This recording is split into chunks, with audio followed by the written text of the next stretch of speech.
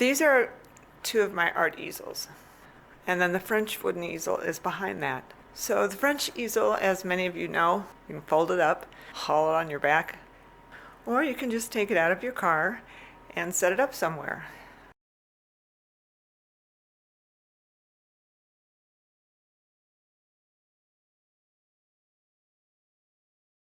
I prefer my tripod easels because it's less bulky and more convenient.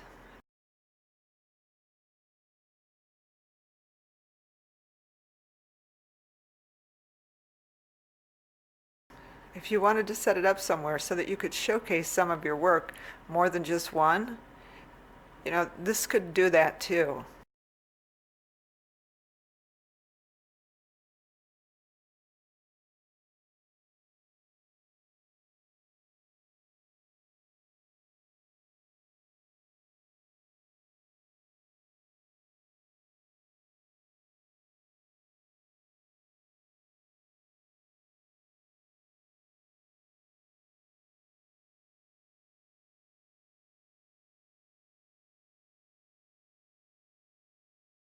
Both of them, I made sure that both sizes can fit in a carry-on. In my prior video, I show you how to make those tripod trays out of two materials, actually three if you counted the cardboard.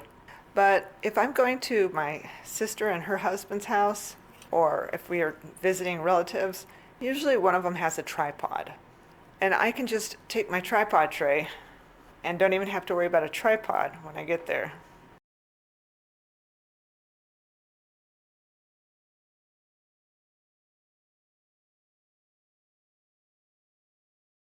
But sometimes when you have some downtime and you just want to chill and paint and relax, maybe even in the evening.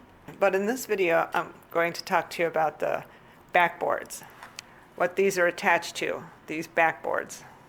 Well, except for those two. But these are watercolor paintings that I just do for fun. You can even make the top part of the tripod the size of an entire sheet of coroplast. Just make sure it's weighted down at the bottom.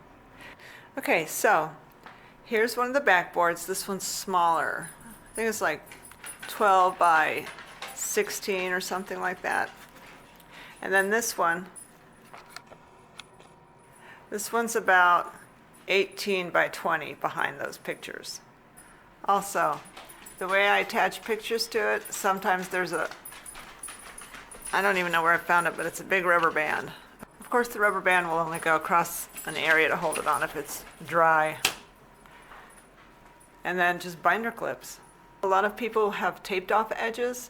You can certainly tape it off and put it on your board and give yourself a taped off edge. It's going to stay as long as your board is dry to begin with. When you tape it on, then that'll be fine. You can tape it on. You can remove these boards and set them on a table. I would set everything on one of these sheets. Let me show you what I mean. All right, so I want to take the backboard that I've used on my tripod easel, and I want to use it to paint on. So I'm going to put this non-skid surface on the bottom. Now I'm going to put an old stained up towel that is clean, believe it or not. And then I got my other towels that I'm going to roll up, also just as icky, yet clean. And I'm just going to set it like that.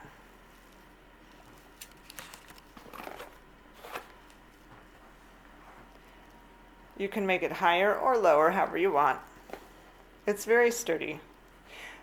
Plus, there's stuff on the back of it that lets it kind of have friction against something, so it's not just a smooth board sliding around on something. That's why I love these. It's pretty versatile. Like I said, I have a smaller one. The smaller one can go into my backpack. I can take magnetic strips and attach it to them with adhesive. Okay, so this is what I love to sketch on if I'm out and about, or even flying somewhere on a family trip. I'll take this. I love it because it's perfectly fine. It is 140. It's cold press. It's Canson XL. This is great.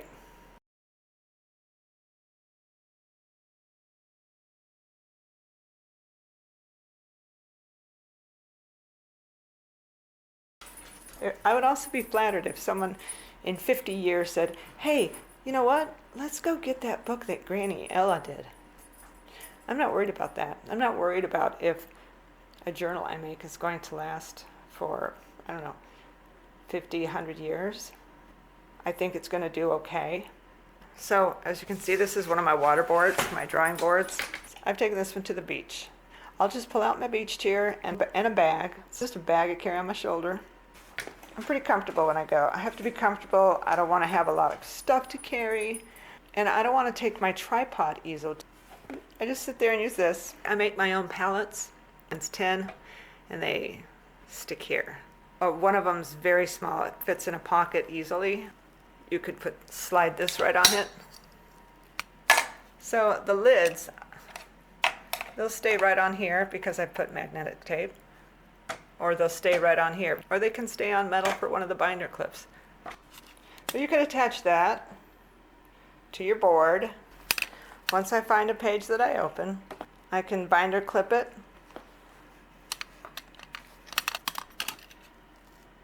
You could just set something there. This is actually an old piece I was working on.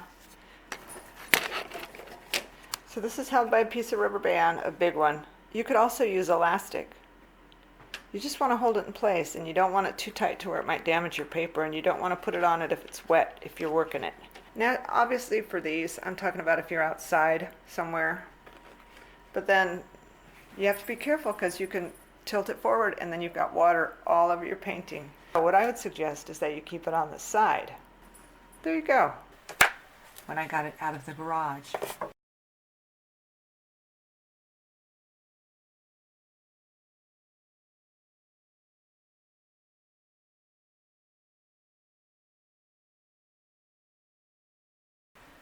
Then I took a pair of scissors and just slowly started turning it. Slowly started turning it and turning it carefully until it started getting bigger and bigger. And then when it got bigger, I started using this pair of scissors and I started turning it. For those who don't have drills or power tools, they don't really know how to get the hole in there. And I kept trying to put it in, and eventually I did. Now all I need to do is take a hammer or something heavy, a rock even, but very carefully put it in. And your wood might split. If it does, just leave everything as it is, even if it splits in half. Glue it together with wood glue, super glue, some type of strong glue. And as long as inside here there's no mess, no glue, no damage, and as long as everything else is intact, that should do it. Especially if you have to glue it. You might not even have to.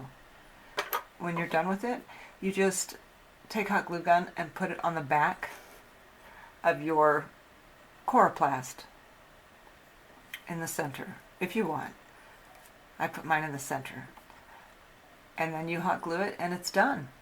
And that's the back of your top part of the drawing board, the art board, the top part of the easel. Wedge it down in that wood, because this is very thin wood. Please be careful. You can always use gardening gloves so that you don't accidentally cut yourself. For people who don't have power tools, okay, good luck.